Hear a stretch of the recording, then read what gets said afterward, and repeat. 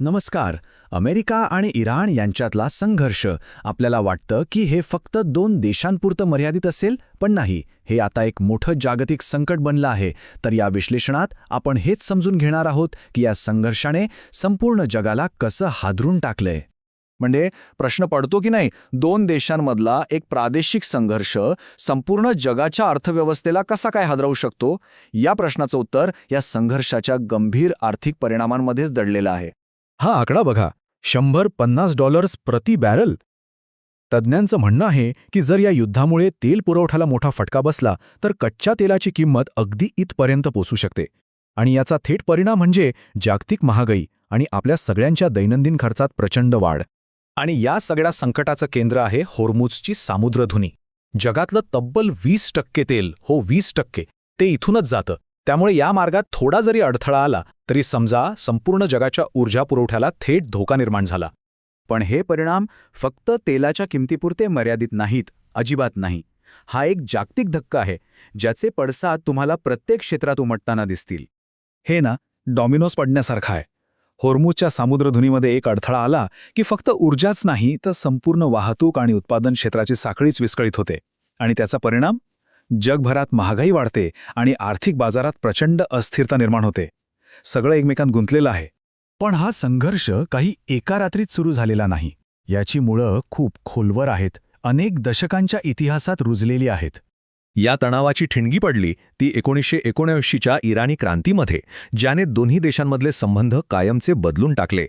त्यानंतर अमेरिकेने लादलेले आर्थिक निर्बंध, इराणच्या अणुकार्यक्रमावरून वाढत गेलेले वाद आणि अखेरीस 2026मध्ये लष्करी हल्ल्यांनी या तणावाला थेट युद्धाचं स्वरूप दिलं. खरं तर या संघर्षाची मुळं अनेक कारणांमध्ये गुंतलेली आहेत.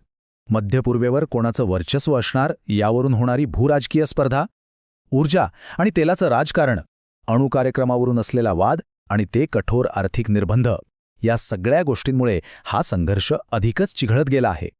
आतापर्यंत आपण आर्थिक आणि राजकीय बाजू पाहिल्या, पण कोणत्याही युद्धाची सर्वात मोठी आणि भयानक किंमत ही सामान्य माणसाला चुकवावी लागते. चला आता ह्याच्या मानवी परिणामांबद्दल बोलूया. कारण युद्धाची खरी किंमत ही डॉलर किंवा रुपयांमध्ये नाही, तर मानवी जीवनाच्या होणाऱ्या नुकसानीत मोजली जाते, आणि ती कधीच भरून निघत नाही. हे युद्ध फक्त जीवितहानी आणि लोकांच्या विस्थापनापुरतं मर्यादित नाही. यामुळे पायाभूत सुविधा म्हणजे रस्ते, शाळा, हॉस्पिटल्स सगळं काही नष्ट होत आहे. जगात असुरक्षिततेचं वातावरण वाढतंय आणि शिक्षण व आरोग्यासारख्या महत्त्वाच्या गोष्टींवर खर्च होणारा पैसा युद्धाकडे वळवला जातोय. मग आता या परिस्थितीतून बाहेर पडण्यासाठी पुढे कोणते मार्ग आहेत? या संघर्षाचं भविष्य 3 वेगवेगळ्या दिशांनी जाऊ शकतं आणि प्रत्येक मार्गाचा परिणाम संपूर्ण जगावर होणार आहे. तर भविष्यात 3 शक्यता दिसतायत. पहिली, युद्ध असंच चालू राहिलं तर जागतिक मंदीचा धोका आहे. दुसरी, जर वाटाघाटी यशस्वी झाल्या तर कदाचित अर्थव्यवस्था पुन्हा रुळावर येईल. पण तिसरी आणि सगळ्यात धोकादायक शक्यता म्हणजे या युद्धात जर इतर देशही उतरले तर हे संकट खूपच मोठं, आणखी विनाशकारी होऊ शकतं. या संपूर्ण विश्लेषणातून एकच गोष्ट अगदी स्पष्ट होते: युद्ध नेहमी विनाशच घेऊन येत, तर शांततेमुळेच प्रगती शक्य होते. हाच या जागतिक संकटातून मिळणारा सर्वात मोठा आणि महत्त्वाचा धडा आहे. आणि शेवटी हाच एक महत्त्वाचा प्रश्न उरतो: आज संपूर्ण जगाचं स्थैर्य पणाला लागलेलं आहे. अशावेळी अमेरिका आणि इराण नेमका कोणता मार्ग निवडणार, ह्या एका प्रश्नाच्या उत्तरातच आपलं सगळ्यांचं भविष्य दडलेलं आहे.